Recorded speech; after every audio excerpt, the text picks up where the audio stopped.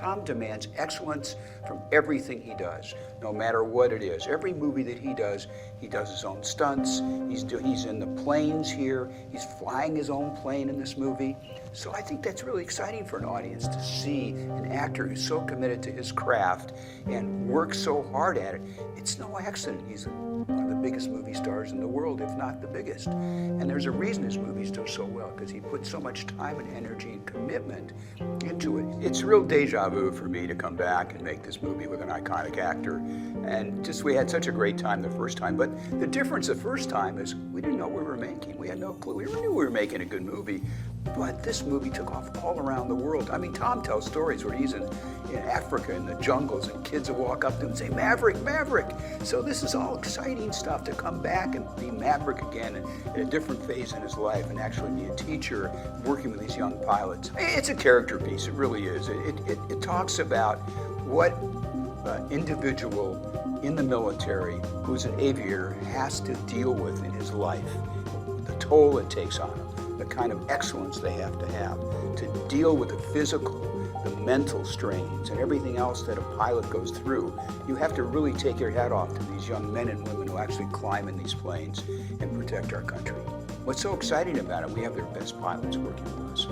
We have the real Top Gun pilots. They've all been in combat. They're just fantastic individuals, and you have no idea what you go through before a flight. They have 3-hour briefings before a flight where Tom actually is coordinating and choreographing all the flights.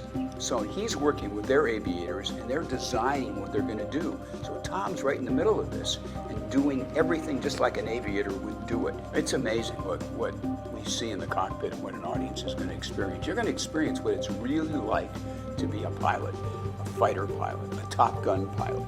It's so exciting for me to watch this, and you see this aerial footage, which is spectacular looking, and it's such speed. It looks almost unreal, and it's real. It's the real thing. Besides the 6 cameras in the cockpit, we're doing air-to-air. So where you have one jet filming the other jet. Then we have ground-to-air.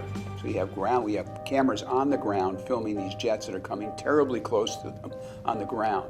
And it's how close, even in the air, how our camera ship gets close to these monstrous planes that are flying, at 600, 700 miles an hour. So I think it's pretty exciting. First of all, this is a movie that involves aviation, obviously. But aviation film like this has never been done, and chances are it will never be done again. That's how accurate everything is that we do in the air, on the ground, about these pilots, about their lives. It's a spectacular character study about aviators and what they exactly feel and the stress they go through, the things they go through, and how they have prepared themselves, and how we prepared this movie is extraordinary. I don't know if anybody will be able to do this again. Joe Kaczynski, our director, what we went through to find a director to do this. And Joe had worked with Tom in the past, and Tom knew what an excellent director he was. He's into the details. He's a techno whiz with everything. He's about character and story, and he's got this fantastic eye. I've been wanting to work with Joe for many years after I saw his first movie, how talented he is. And Tom picked up on that. And really, Joe had the makings of the idea that became the movie. And he pitched the movie he saw in his head to Tom. Tom said, that's what I want to do. Claudio is our cinematographer, and just to mount those cameras, the technology, the things he had to figure out, the right kind of cameras, to work with the various different camera companies to make sure he got the right ones, and to make sure they're working every time you go up there. It's a lot of money. They better be working. He did a great job. He's got a great vision, a great eye. He's a master cinematographer. Well, I think Maverick carries on the legacy. Tom Cruise carries on the legacy. He's such a terrific actor and individual, and he works so hard, and he cares so much about the process, and he's involved in every aspect of it. He just doesn't show up on the set and say, remember his lines and go to work. He works tireless hours on the weekends, rehearsing, going over the script, bringing the cast in, making sure everybody's able to fly. We have ways where the actors actually start learning how to fly to take these G-forces, and he starts them in a prop plane, then he puts them in a jet, and then we put them in an F-18. So by the time they have the F-18, their body's getting used to handling these G-forces. which these pilots take years to do. Everybody has to go through a training for ejection, so it's quite a process to be an actor in this movie. Tom's an aviator. He's an excellent aviator, and he loves flying, absolutely loves it. He has his own plane, and he just, anytime he has free time, he's up in the air somewhere.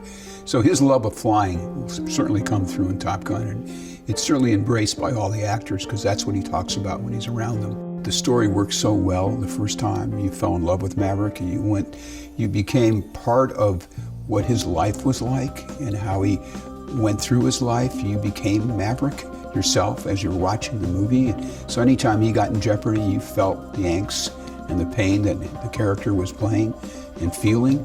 So I think that we're trying to establish the same kind of things with Tom again. But he's such a good actor that he conveys it in every movie that he makes.